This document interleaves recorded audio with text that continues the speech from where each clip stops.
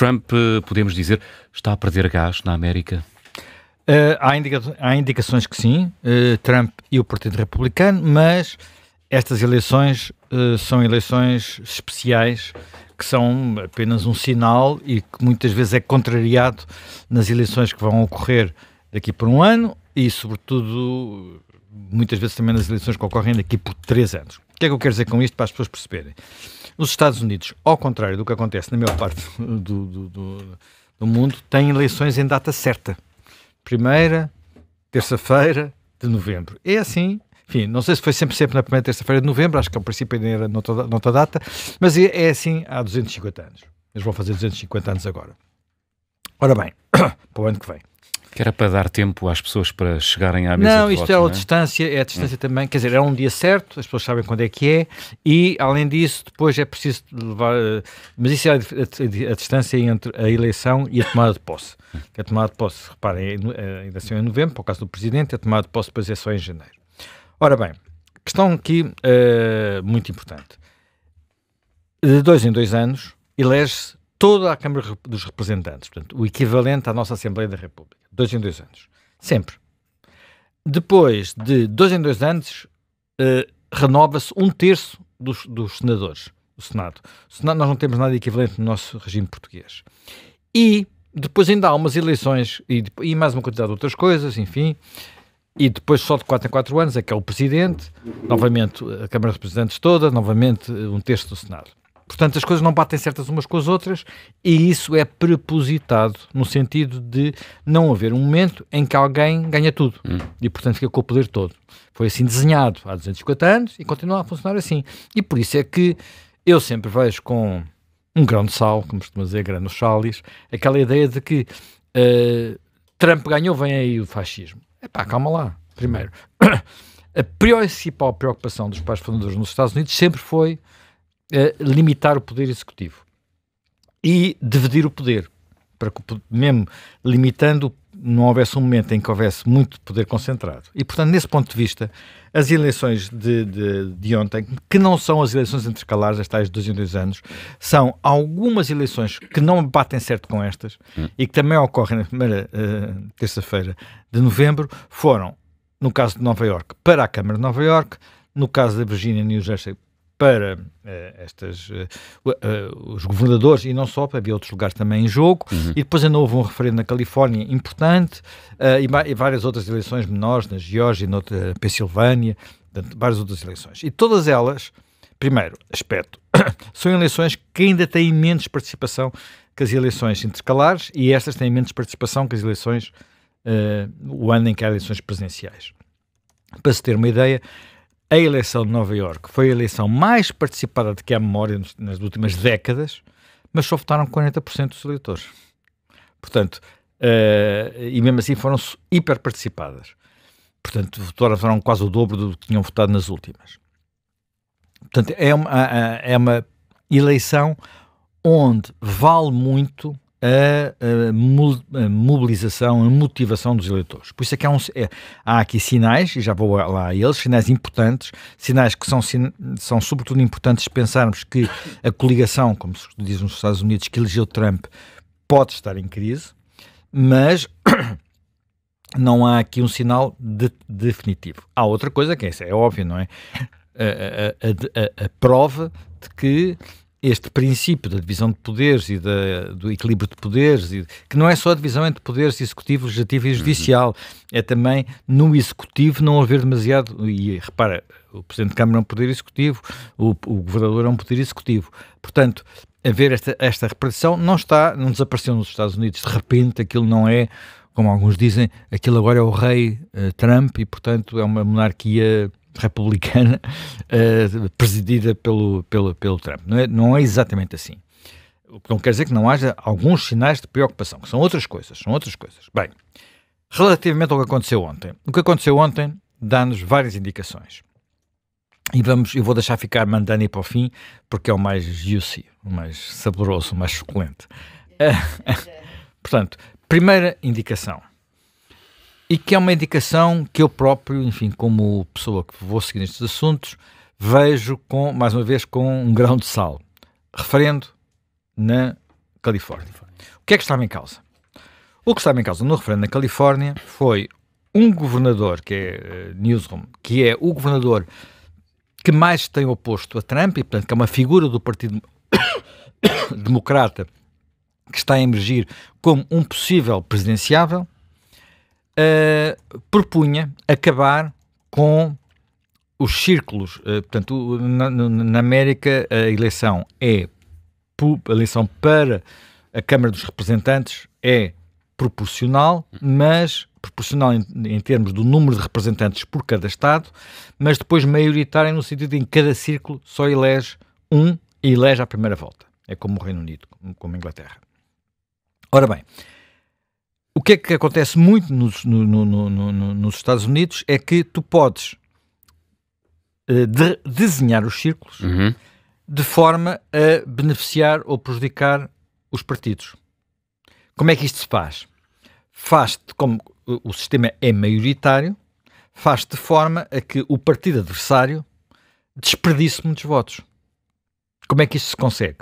Consegue-se, por um lado, quer dizer, como basta ter uma maioria de 1, se eu de repente tiver uma maioria de 5.000, tenho 4.900 que são votos desperdiçados. Portanto, se eu concentrar os votos num círculo, consigo isso. Por outro lado, se no meu partido eu garantir que eles ganham muitos círculos por margens pequenas, estou a desperdiçar poucos votos e a fazer com que o adversário nesses círculos tenha muitos votos desperdiçados porque não elegem ninguém.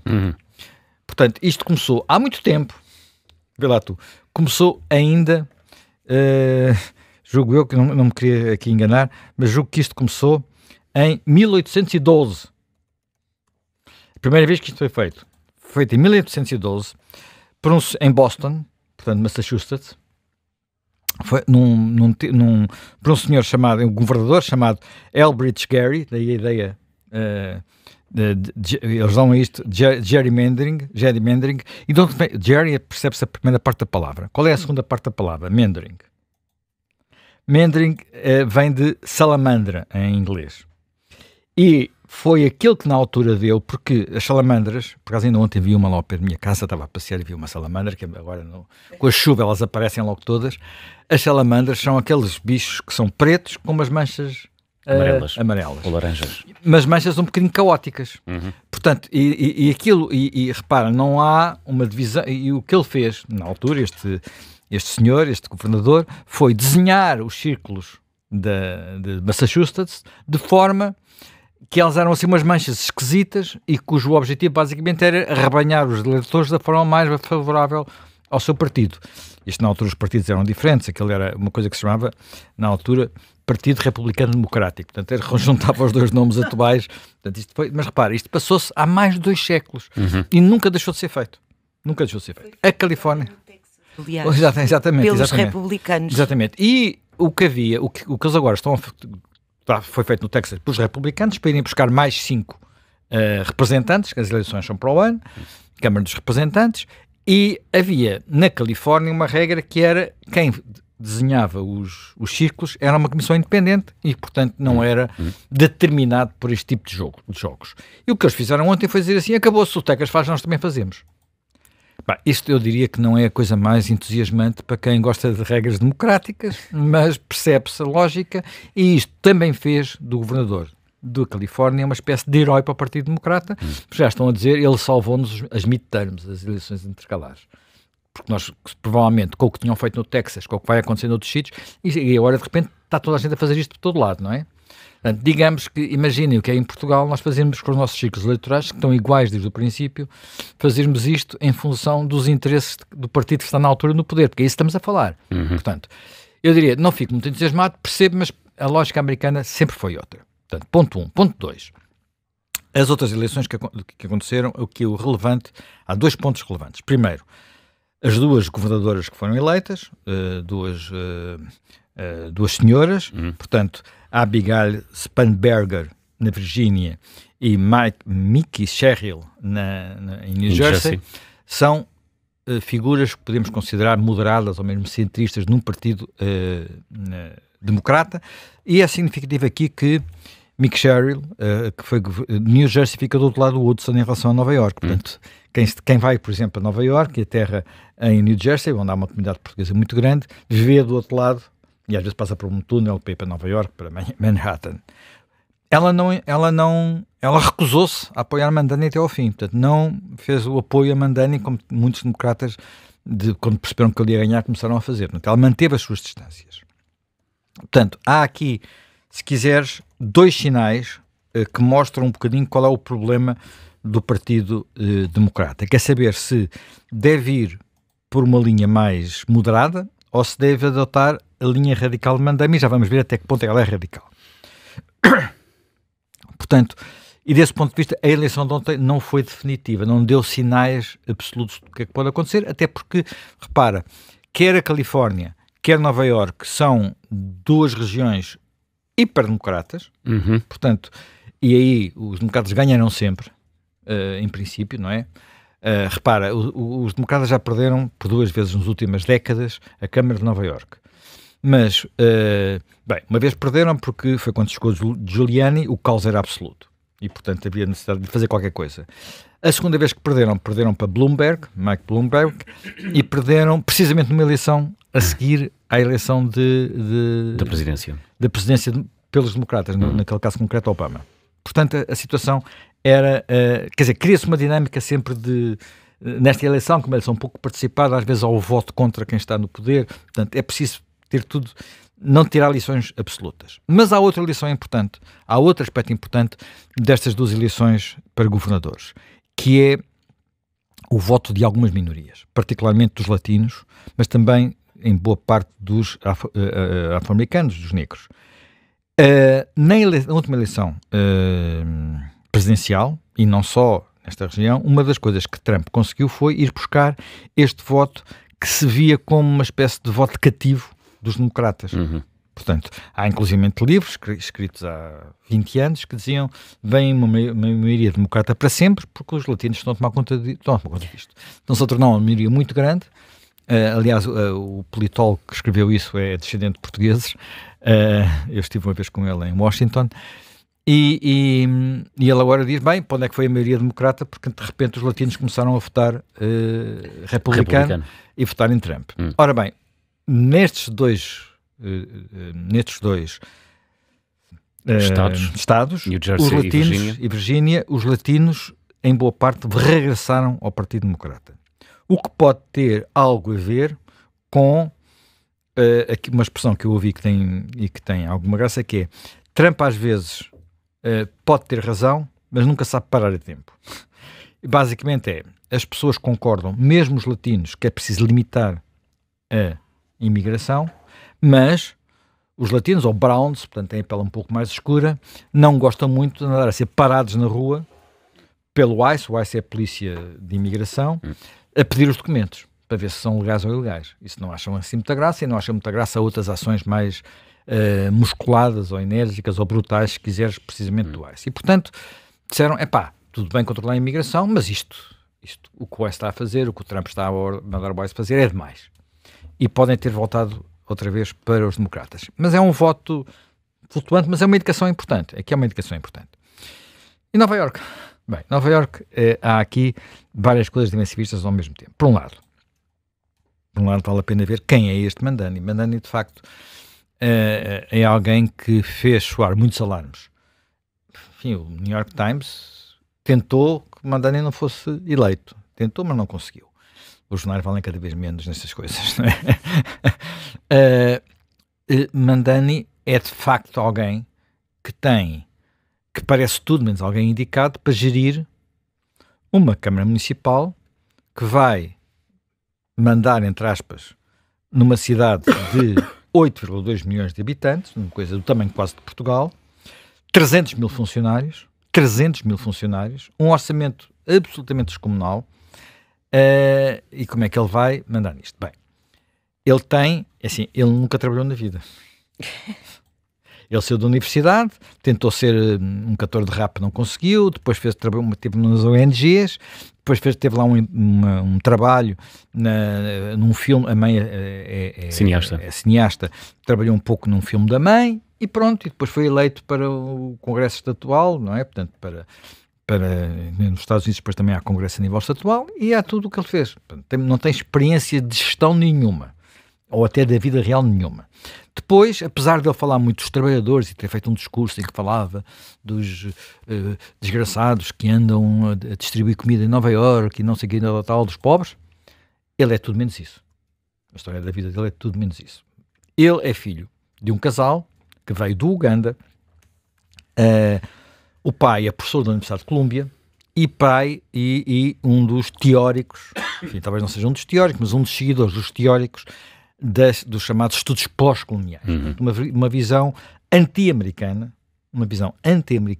em anti-ocidental da história da humanidade. E sobre isso ele tem dito coisas que até nos deixam ficar de cabelos em pé. Porque ele defende o Idi Amin. Ele diz que o Idi Amin era um freedom fighter, um lutador pela liberdade. O Idi Amin é um dos piores ditadores que a África teve. Portanto, é um dos piores ditadores que a África teve. No entanto, ele, apesar de ele, como ele é de origem indiana, estava no Uganda, mas é de origem indiana, ter sido expulso do Uganda, acha que perdoa isso ao Idi Amin, porque o Idi Amin tinha um bom motivo, que era expulsar os britânicos. Ele foi na onda também, foi com a água do banho. Mas acha mesmo assim que o Idi Amin tinha uma boa motivação. E eu podia continuar por aí adiante. Esta é a motivação do pai. A mãe é uma cineasta de filmes documentais, basicamente na linha mais extremista de Hollywood, que há muito. Portanto, foi este o ambiente em que ele cresceu. Mas foi um ambiente privilegiado. Ele foi para que escola? Ele podia ir para uma escola, que é uma boa escola, quando ele saiu, quando acabou, digamos, o ensino obrigatório, ou básico, e foi para o college, para a universidade. Ele podia ter ido para uma escola de Nova Iorque, o City College, que é uma escola onde habitualmente os trabalhadores, os filhos dos trabalhadores de Nova Iorque, classe média baixa, vão, que é uma boa escola, e que custa, na altura em que ele foi estudar para lá, custa, bem, lá as propinas, mesmo numa escola para a classe trabalhadora, são $6.300 por ano. Mas não, ele foi para o Maine, para o Baldwin College, onde os seus paizinhos pagaram $60 mil por ano de propinas. $60 mil por ano de propinas. Quer dizer, eu creio que para aí 90% dos portugueses não ganham isto num ano. Quanto mais gastar tudo em propinas. Portanto, ora bem, e o que é que ele propõe? Ele propõe medidas que mesmo em Portugal o Bloco de Esquerda não se atreve a propor. Mesmo em Portugal o Bloco de Esquerda não se atreve a propor. Quer dizer, ele propõe uma coisa que o Bloco de Esquerda propõe, que é congelar as rendas.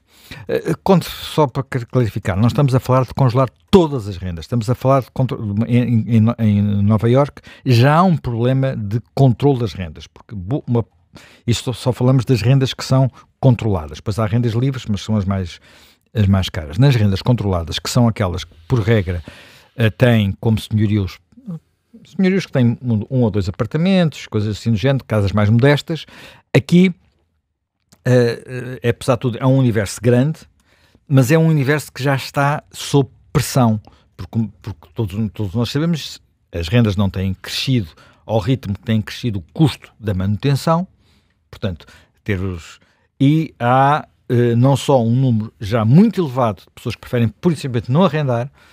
Em Nova Iorque já há 60 mil apartamentos destes que não estão arrendados. Portanto, nós estamos a ver, isto é Lisboa em grande, não é? Lisboa começou a República, vai para o Salazar, com rendas congeladas, coisas do género, em grande.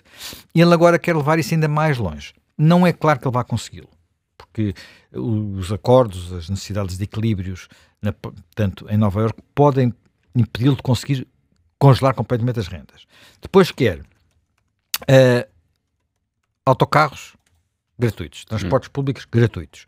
Isto representa um investimento de quase $1.000 milhões. Portanto, brutalidade do que vai custar. Mas com esta característica, e que tem muito a ver com aquilo, e isto não vai mudar, provavelmente vai piorar.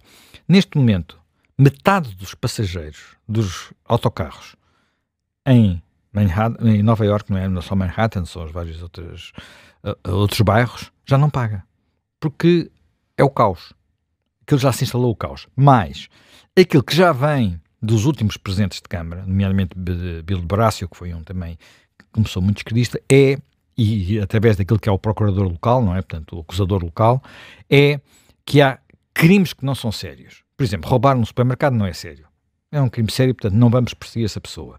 Não pagar bilhete não é uma falha grave, não vamos perseguir. Portanto, de repente, nos autocarros primeiro, no metro é mais complicado porque há umas barreiras e é preciso saltar por cima das barreiras, portanto, não é assim uma coisa tão fácil. Mas eu já vi em Nova Iorque as pessoas chegarem lá, um grupo de miúdos, e bumba, tudo por cima daquelas barreiras e não há ninguém que os pare, não é? Mas isto chegou ao ponto de uma cadeia de, sei lá, o equivalente lá, não é o Walmart, que é o equivalente ao nosso continente, mas uma cadeia desse género, de preços baratos, preços de desconto, abriu num bairro pobre, o Harlem, na zona do Harlem, e teve que fechar ao fim de não sei quanto tempo, porque estava sempre a ser roubado. As pessoas depois não eram perseguidas, não eram perseguidas no sentido de terem que responder em tribunal, eram apanhados e a seguir vai-te embora. Apanhado, vai-te embora. Resultado, aquilo deu tanto prejuízo que eles tiveram que fechar o hipermercado lá do sítio, o outlet lá do sítio. Bem, e portanto, ele para resolver isso propõe-se fazer outra coisa, que é abrir mercearias, digamos, mega mercearias, não sei se são mercearias pequenas ou grandes, isso aí não é totalmente claro, mercearias públicas, para garantir que o preço das coisas baixam. Bem, nós já tivemos isto em Portugal. Curiosamente, no tempo do Marcelo Caetano. Ainda está, não sei se começou com o Salazar, mas depende do tempo de Marcelo Caetano. Dos postos da Junta Nacional das Frutas. Junta Nacional das Frutas, que eram os postos. Olha, havia um que há pouco tempo, eu às vezes passava por lá, ficava ali à entrada de Loures. Ficaram a desfazer-se. Numa rotunda. Portanto, que era uma altura que começou a haver inflação. Sim. E então o Estado, na altura o Estado... Mas era só para hortaliças. Hortaliças, frutas e legumes. Mas o que é espantoso é que o povo não comprava lá.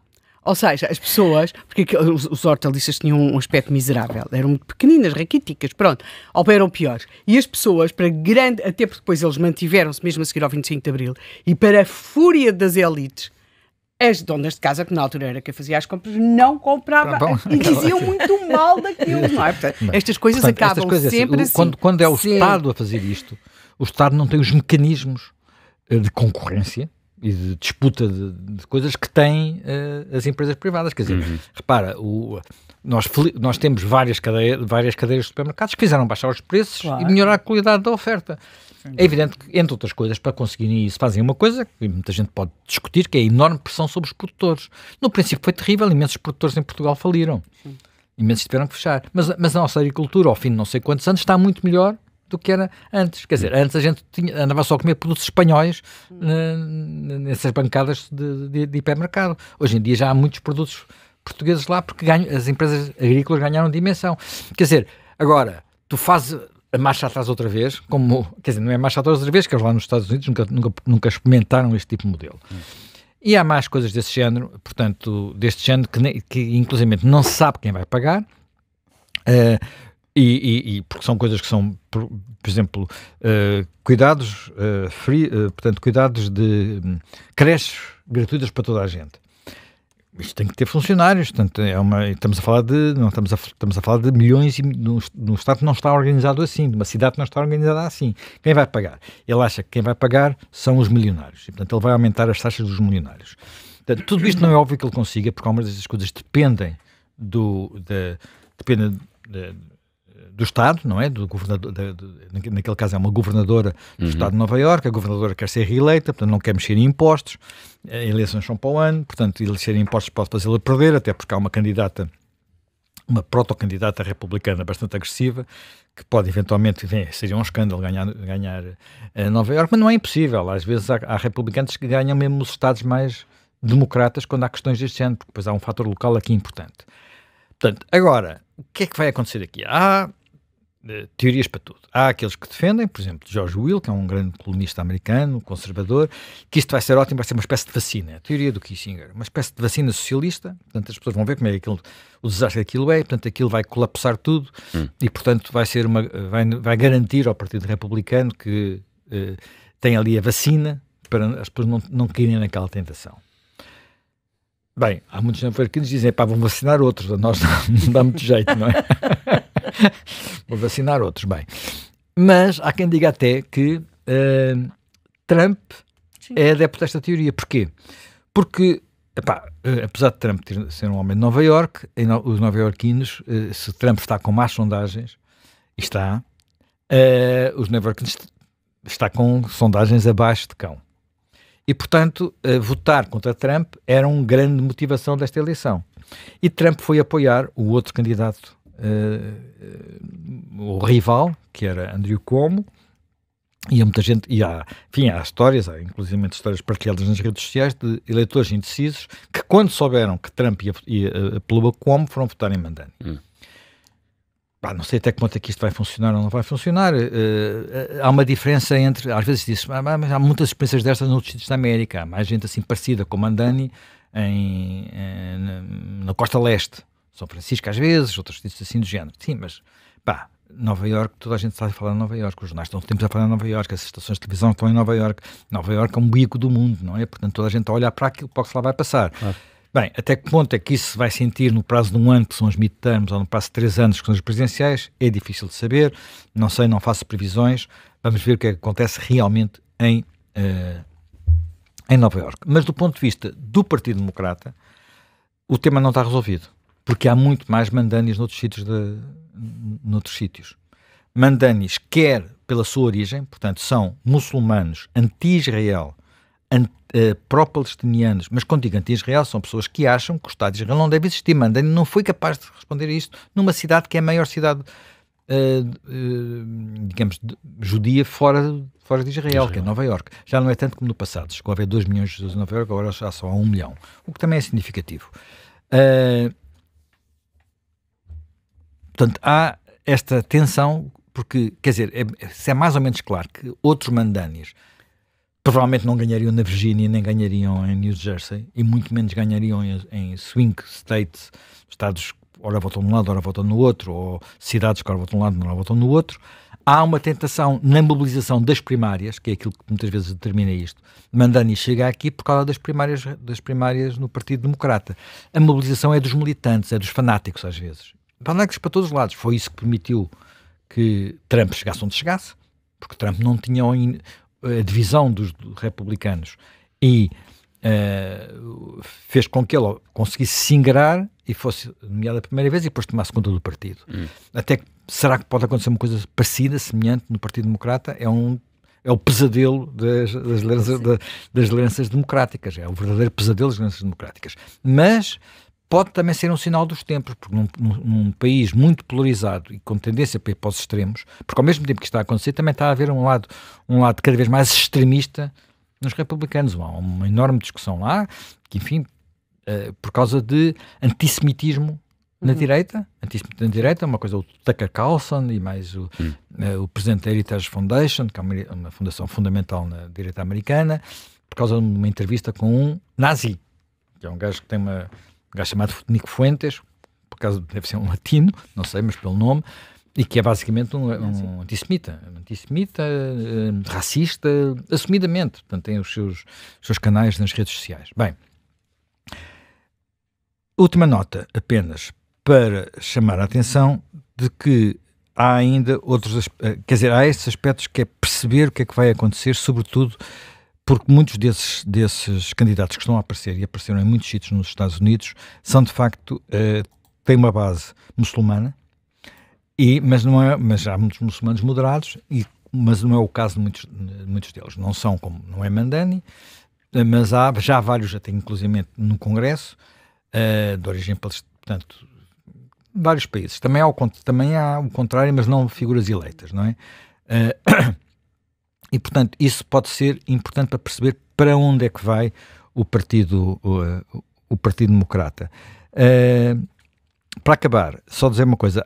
Há no discurso de posse de Mandani algo que foi muito citado e tal. Acabou o tempo de ele não disse só aqui a política, mas de uma... Ele não se está a referir naquele caso concreto aos republicanos. Está-se a referir a uma coisa, que é, ele também tinha como adversários o pior possível. Quer dizer, aquilo era gente que era preciso tapar o nariz e os olhos para pôr lá a cruzinha. O republicano era muito fraquinho. Mas o Andrew Cuomo, que foi governador, há 5 anos teve que se demitir por causa de escândalos sexuais e outras coisas. O Andrew Cuomo era filho do Mário Cuomo, que também tinha sido governador. Portanto, aquilo era de facto uma dinastia. E uma dinastia, quer dizer, na América há várias dinastias, mas as pessoas a essa altura fartam-se das dinastias. De facto, aquilo não é uma monarquia, não é? Portanto, fartaram-se um bocadinho da dinastia Kennedy, fartaram-se da dinastia Clinton, não sei se até que ponto é que estão ou não fartos daquilo que se chegou a ameaçar ser uma dinastia que era a dinastia Obama ou a dinastia Bush. Portanto, e foi havendo várias dinastias. E aqui, em Nova Iorque era a dinastia Cuomo, que acabou muito mal há 5 anos atrás. A tentativa de regresso para um nível inferior, para todos os efeitos, ser presidente da Câmara de Nova Iorque, nem uma coisa que ser governador do estado de Nova Iorque, de Andrew Cuomo, que não é uma pessoa nova, portanto já está perto dos 70 anos, era de facto quase um soco no estômago daqueles eleitores. Portanto, as pessoas de facto não tinham muita motivação para votar nele. Só isso é que explica que, apesar de tudo, enfim, ele não ganharia com isso, porque o Mandani teve mais de 50% dos votos, que o republicano se tenha mantido até ao fim, apesar de ser uma figura irrelevante, uma figura bizarra, sempre com barreta vermelha na cabeça, umas coisas assim um bocado estranhas. Mas é a Nova Iorque. É a Nova Iorque, pronto. A Nova Iorque. E, portanto, isso também ajuda a explicar o fenómeno Mandani. Agora, de repente, vejo por todo o mundo, ontem Pedro Nuno Santos, depois a seguir à noite o candidato do LIVRE a falar que voltou à esquerda verdadeira. Bem, desde que o Tsipras ganhou umas eleições que não se viu entusiasmo assim. Vê-se um grande entusiasmo. Vamos ver o que é que sucede,